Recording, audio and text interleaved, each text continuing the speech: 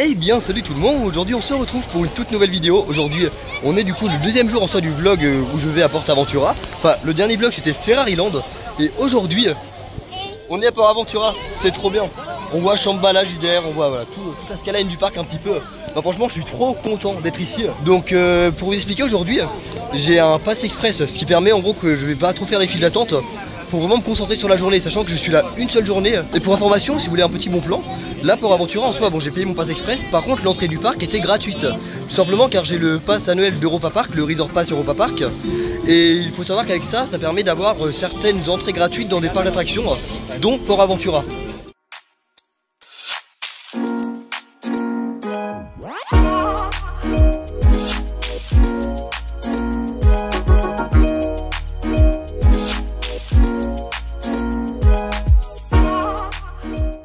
Et puis là dès l'entrée on est parti maintenant sans plus attendre pour notre première attraction. On va du côté de Furious Baco. En gros Furious Baco c'est un Wing Coaster Launch Intamin. En gros Wing Coaster c'est quand on a le rail et on a les sièges en soi qui sont mis sur le côté du rail. Et surtout ce que j'aime beaucoup sur ce coaster, enfin il est vraiment réputé, il vibre beaucoup. Par contre c'est le lancement, vraiment il a un lancement, c'est un lancement hydraulique je crois. Et c'est un lancement qui est super puissant. À l'heure actuelle en soi niveau propulsion c'est vraiment le launch qui pousse le plus au départ, vraiment qui envoie le plus que j'ai fait.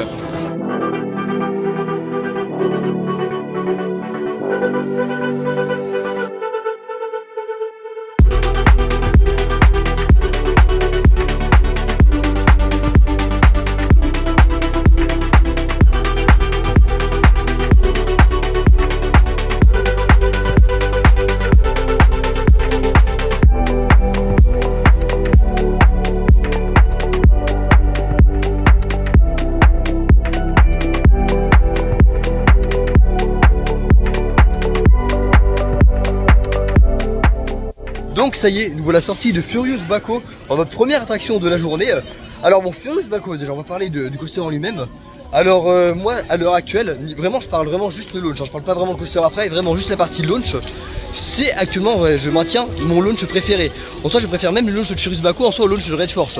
Red Force en soi il est un petit peu plus rapide. Par contre l'accélération vraiment de Furious Baco je trouve est plus poussive d'un coup.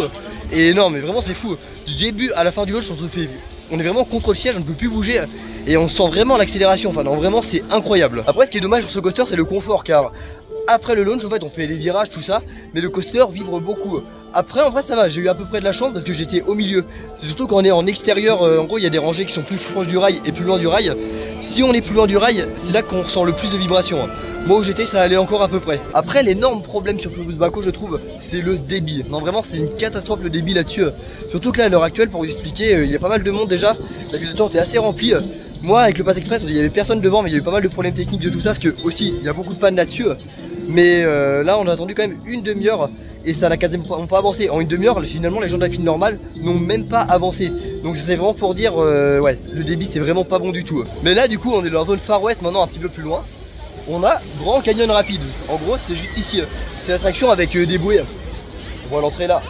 Ça va faire du bien enfin. Je sais pas, je crois pas qu'il mouille énormément. Mais ça va nous rafraîchir un petit peu quand même.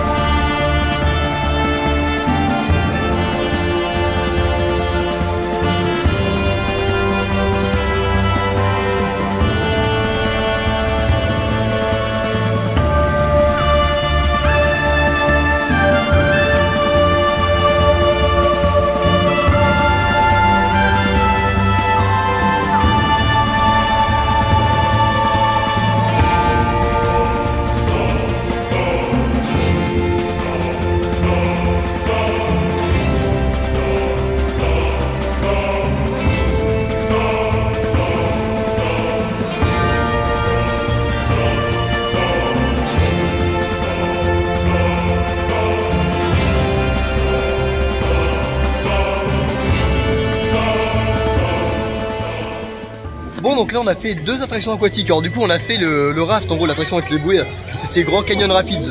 Alors bon curieusement, la dernière fois que je l'avais fait je me rappelais il mouillait pas trop. Là il y a eu des vrais vagues comme qui sont rentrés. Mais juste après on a fait les bûches aussi du coup Silver River Flume.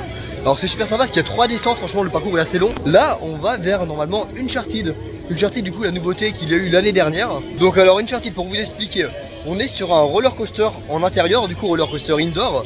Et c'est un coaster un peu particulier car c'est, si vous voulez, le train lui-même dans lequel on est assis est motorisé et peut tourner sur lui-même à différents endroits. Alors j'aime certaines choses, j'aime moins d'autres choses, de toute façon je vous dirai vraiment le récap juste après. Mais déjà un truc que j'aime beaucoup, enfin quelque chose qui est vraiment joli, regardez-moi cette façade. C'est magnifique, non vraiment. Ça fait vraiment un grand canyon comme ça. Je trouve que ça vient vraiment sublimer la zone. Et ouais non vraiment, j'adore cette attraction, enfin le rendu extérieur, franchement est super joli, on remarque pas vraiment qu'il y a un bâtiment quoi.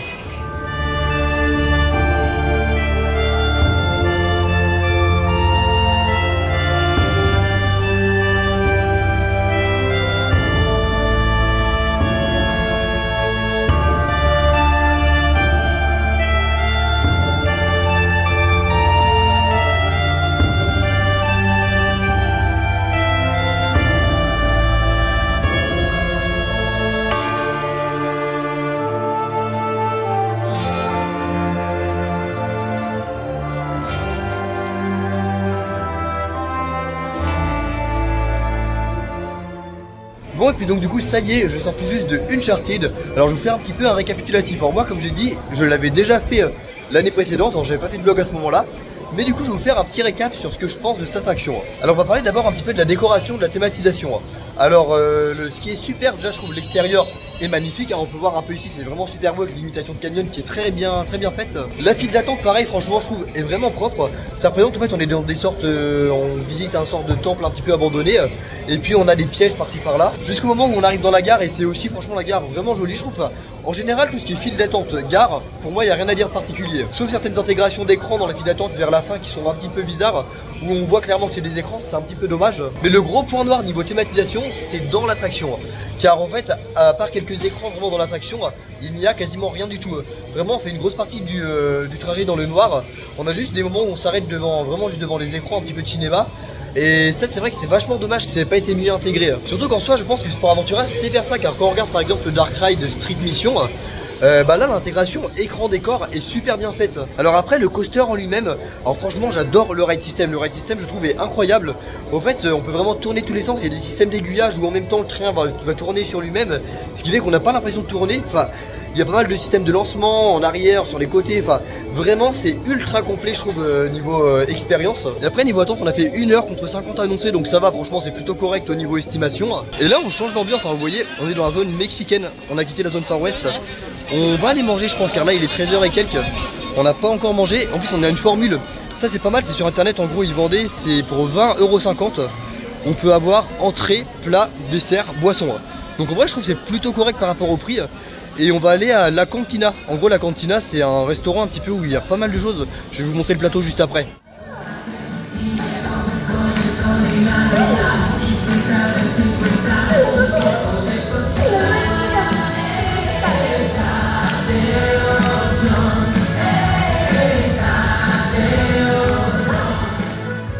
Bon du coup ça y est, nous avons mangé à La Cantina qui est juste derrière. Alors au niveau du prix, et du coup j'avais pris une formule en avance sur internet, c'était 20,50 €. Et pour 20,50 € franchement il y avait entrée, plat, dessert, boisson. Et vraiment niveau quantité ils sont pas radins, il y avait vraiment ce qu'il fallait à manger. De toute façon j'afficherai en même temps. Et ce qui est vachement bien à La Cantina, du coup le resto où on a mangé, c'est qu'en même temps qu'on mange, il y a des spectacles. Par exemple là quand je suis arrivé il y avait un petit spectacle qui se jouait, ce qui fait qu'on peut manger tranquillement en regardant un spectacle. Enfin je trouve ça vraiment bien. Bon puis maintenant on va refaire une nouvelle attraction, on va faire ce qu'il y a juste derrière. C'est El Diablo, et c'est vrai qu'il est réputé pour taper un petit peu tout ça parce qu'il donne des à-coups, sachant que les rails il y a des moments où vraiment c'est assez brusque, mais personnellement ça va, j'aime bien El Diablo. C'est pas vraiment de la sensation, mais ce que j'aime bien c'est l'interaction un petit peu qu'il y a avec les autres attractions. Par exemple on passe à côté du Flume, on voit le train qui passe ici, on passe à côté de plusieurs endroits, on passe à côté des rochers par endroit. Enfin personnellement j'aime bien, même ici on passe vers la fin dans un sort de petit bâtiment, je trouve ça sympa franchement. Bon on y va tout de suite.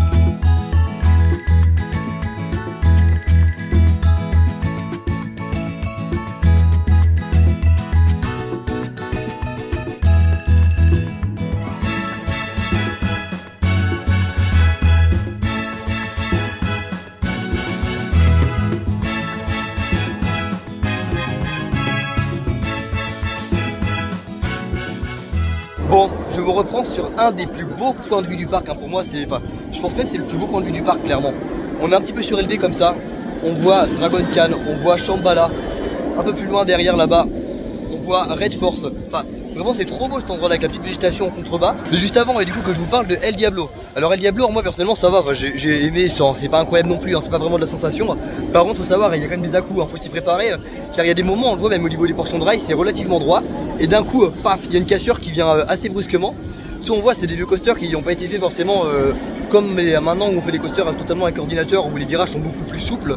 Bon et puis là on va aller faire du coup Dragon Khan qui est derrière en rouge. Juste après on fera Shambhala. Et c'est là que le Pass Express va avoir toute son utilité. Tout simplement pour faire plusieurs fois les coasters, surtout Shambhala. Dragon Khan je pense pas que je vais le faire trop de fois non plus parce qu'il vibre un petit peu. Mais par contre Shambhala, là je vais me faire plaisir, je pense qu'on va le faire vraiment beaucoup de fois. Et de nuit aussi, ça me permettra de le faire là un petit peu comme ça au soleil, de journée. Et j'y retournerai ce soir car de nuit c'est incroyable. Mais là tout de suite on est parti pour aller faire Dragon Khan.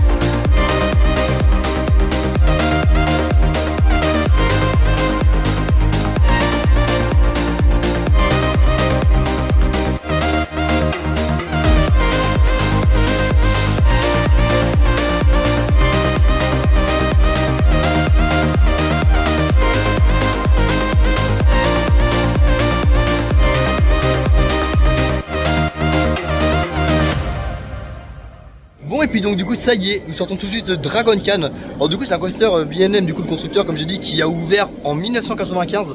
Donc c'est un vieux coaster et c'est pour ça je précise la date tout simplement parce que là il commence à vibrer vraiment quand même pas mal par portion. Il y a des endroits où vraiment le train il vibre beaucoup. Donc ouais c'est un peu dommage. En même temps bon c'est normal hein, avec le temps je sais pas s'ils prévoiront quelque chose le parc un jour. Parce qu'autrement en soi à part les vibrations c'est un coaster qui est super intense quand même. On a vraiment des éléments qui sont passés à toute vitesse. J'aime bien faire Dragon Khan malgré tout si on fait abstraction un peu des vibrations. Et puis là on est parti pour aller faire Shambhala qui est ici. Alors Shambhala on va essayer d'enchaîner pas mal de fois. Là à peu près pendant 45 minutes je pense je vais essayer de le passer en boucle pour le faire à différents endroits. Car c'est mon coaster préféré ici et j'ai envie d'essayer de le faire un maximum.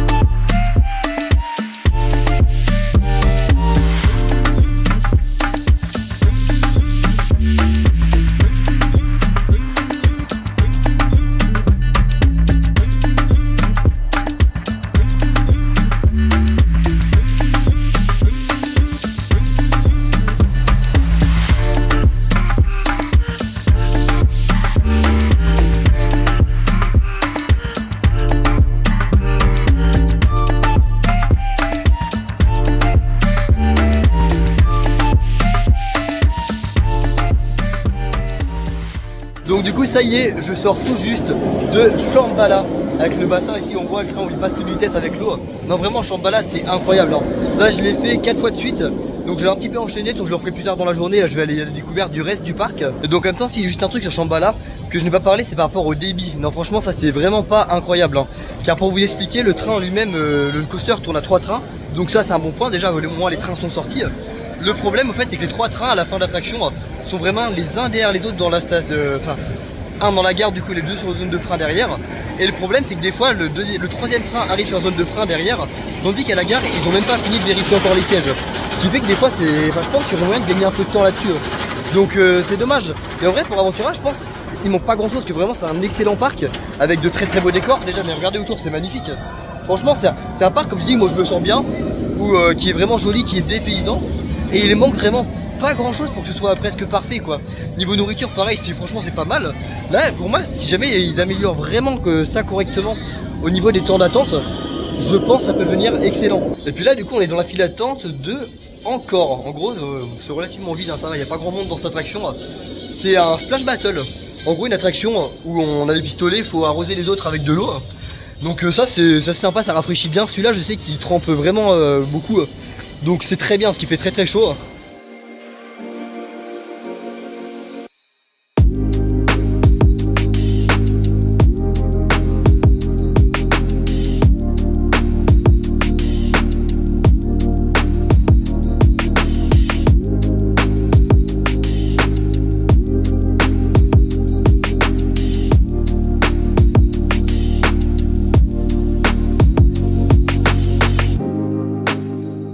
Donc du coup ça y est, on sort de Encore. Alors franchement c'est pas mal, hein, ça rafraîchit.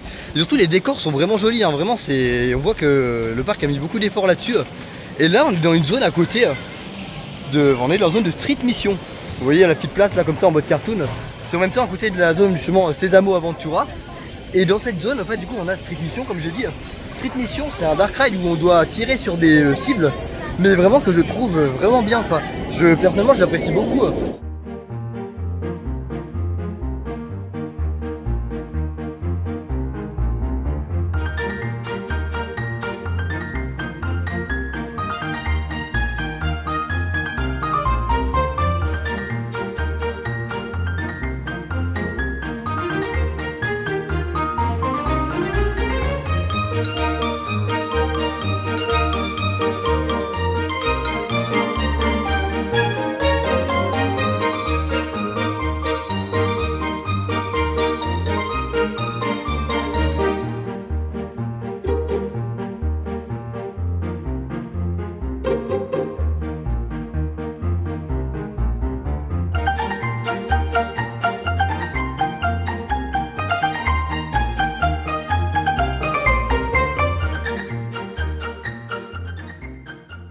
Donc ça y est, nous sortons tout juste de Street Mission.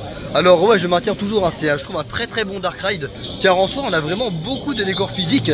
Et vraiment les écrans, ce qui est bien, ils se fondent dans le décor en fait. Il y a des parties, il y a des sortes de mapping on va dire sur certaines surfaces de vrais décors, ce qui fait que ça casse un petit peu l'écran et on ne le voit pas trop. Non vraiment c'est bien fait. On a la 3D aussi qui est vraiment réussie. De base je suis vraiment pas fan de la 3D dans les attractions, mais là vraiment ça fait vraiment un champ de profondeur pour certaines pièces. On se rend pas forcément compte du coup à la vidéo quand j'ai filmé, mais quand on a les lunettes vraiment ça fait une vraie sensation de profondeur. Et je reprends à filmer ici dans la zone polynésienne car c'est super beau le point de vue. On va peut-être pas trop, je vais essayer de faire la mise au point derrière. Regardez un petit peu Shambhala Dragon Khan dans ce point de vue, c'est vraiment trop joli. Et puis en même temps juste à côté là on a pas mal de cascades, de choses comme ça. Je vais tourner un petit peu pour que vous voyez. Regardez, c'est vraiment propre, franchement j'adore. Il y a un vrai dépaysement je trouve dans cette zone. Donc là on est ici pour aller faire Tutuki Splash. Tutuki Splash en gros c'est un petit peu comme le grand splash, c'est un soulevé chute, voilà, j'arrive pas à le prononcer. Mais en gros c'est une attraction, un grand bateau où on fait des descentes et puis on se fait bien tremper.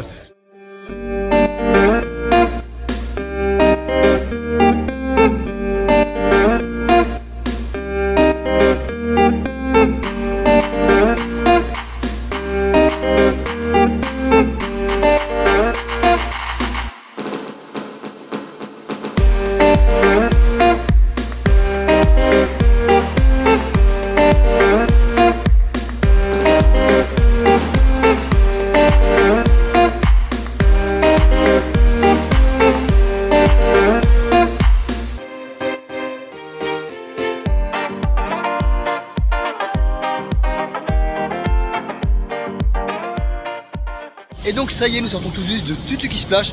Et bon, comme à chaque fois c'est la douche assurée, regardez mes cheveux. Non vraiment là c'est je suis trop empêché de tremper. Et pourtant j'étais pas devant, car faut savoir que la place de devant c'est la pire pour être le plus mouillé, parce que c'est vraiment à l'avant qu'on se prend le retour de vague à la première drop. Mais surtout la partie qui nous a le plus mouillé dans le bateau, en fait c'est qu'il y a une synchronisation entre le lift, en gros la montée qui est ici. Voilà, on va monter, là il y a la montée ici. qu'il y a la descente ici, et quand le bateau descend, il y en a un autre qui arrive ici, et on se prend la grosse vague finalement dans le bateau. Donc ça franchement ça fait du bien. Bon, donc là on est de retour dans la zone Far West avec Uncharted qui est juste derrière moi. Et entre temps j'ai pu refaire pas mal d'attractions. Et maintenant on se dirige du côté de Stampida qu'on n'a pas encore fait. Je vous redirai mon avis, hein, soit voir si ça a changé, mais ça m'étonnerait. Et alors du coup là je vais faire Stampida et juste après Tomahawk. En gros Stampida du coup on a deux wooden coasters comme ça en dueling. Mais je sais pas si les deux fonctionnent parce qu'il y en avait qu'un seul qui tournait tout à l'heure. Et Tomahawk c'est le troisième wooden coaster. En gros c'est un plus petit coaster, on va dire plus familial, en bois aussi. Mais personnellement je le préfère à Stampida.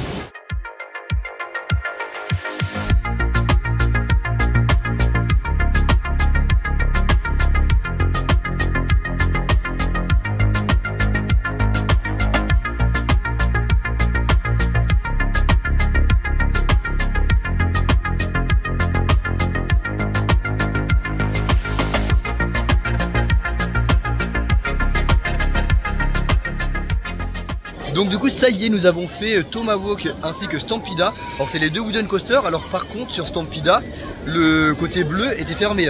Du coup on n'avait qu'un seul coaster sur les deux d'ouvert. Et autrement ça vibre toujours autant, ça tape toujours autant. Clairement il est pas agréable à faire. En soi je préfère faire Tomahawk qui est plus petit, qui est plus familial. Et puis juste après du coup les wooden coasters, on a fait Huracan Condor. En gros c'est la tour de chute qu'on voit juste ici. Alors franchement bon elle est pas mal. Et petit tips, si jamais vous voulez la faire et qu'il y a du monde dans la journée, déjà attendez la fin de journée parce que souvent ça baisse pas mal. Et en plus de ça il y a une file single rider, ce qui fait que j'ai pu le faire deux fois de suite sans trop attendre. Et du coup on a des positions assises et debout. Mais pas debout avec le plancher comme à Frépertuis. Moi j'ai pu avoir que les positions assises, donc je sais pas ce que ça fait debout. Mais par contre je préfère quand même celle de Frépertuis City. Je trouve la drop plus intense, alors je sais pas pourquoi, c'est curieux en soi, ça n'a pas trop de sens sachant que celle-là est plus haute. Et donc là on se retrouve avec cette vue avec Shambhala et Dragon Khan, vous voyez, à la nuit tombée, enfin il fait pas encore nuit mais ça commence à se coucher. Et puis là mon but maintenant pour vous expliquer, il est 21 h, le parc ferme à 22 h 30. En fait à 22 h 30 il y a une parade et à 22 h 45 on a un feu d'artifice avec un spectacle. Donc là mon but en fait maintenant c'est de faire une fois Dragon Khan, après je vais enchaîner vraiment le plus que je peux Shambhala jusqu'à je pense à peu près 22 h. Comme ça après ça me laisse le temps de remonter tranquillement pour voir la parade. Puis juste après on regarde le spectacle.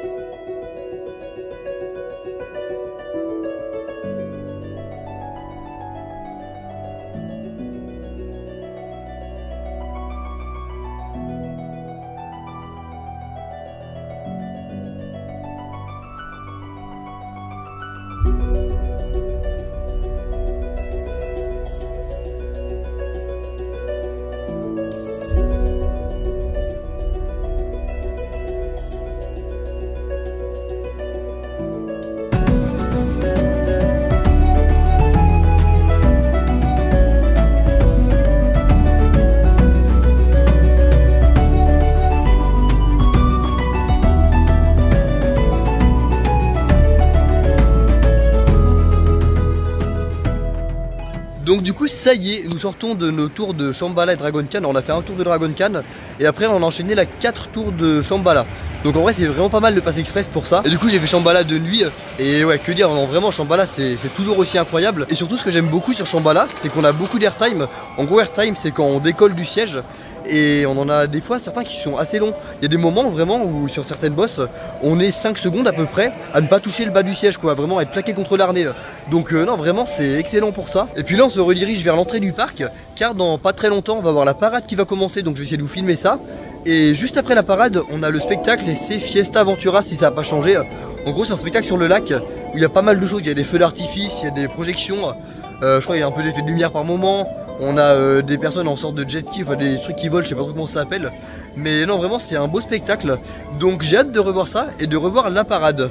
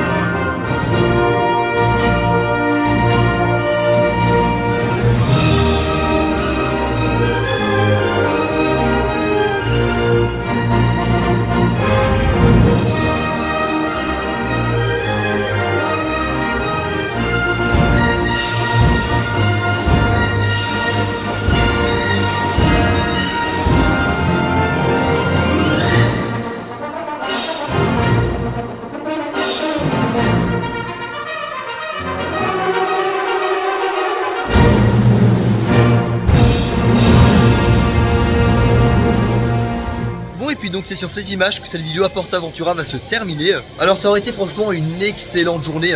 Franchement PortAventura je ne peux que vous le conseiller. Il y a quelques défauts c'est vrai au niveau de certaines choses comme par exemple le débit. Par contre vraiment je trouve c'est l'ambiance du parc en général qui est incroyable. Vraiment on se sent bien dans le parc, je ne sais pas pourquoi. Mais c'est un endroit où ça me fait un petit peu vacances. Vraiment ça fait vraiment l'impression de décompresser. Il y a vraiment un air, un air de vacances clairement. Le spectacle du soir aussi il est super joli, il y a des sortes de bateaux, enfin des sortes de barques avec des statues, enfin des choses qui bougent un petit peu dessus, c'est vraiment bien fait. Non en soi vous avez compris, je vous recommande PortAventura. Par contre, là moi j'y suis allé en soi une seule journée, enfin j'ai fait un jour hier Ferrariland et un jour PortAventura. Franchement je vous conseille au minimum d'avoir quand même 2 jours PortAventura, voire 3 si vous le pouvez. Tout simplement car moi en soi là je suis allé vraiment en mode course un petit peu aujourd'hui. Bon et puis autrement sinon si jamais vous découvrez la chaîne à travers cette vidéo, n'hésitez surtout pas à vous y abonner. Vous pourrez retrouver beaucoup de vidéos en rapport avec les parcs d'attractions. Sinon n'oubliez pas le petit pouce bleu et le commentaire. Et puis je vous dis à la prochaine pour une nouvelle vidéo. Salut!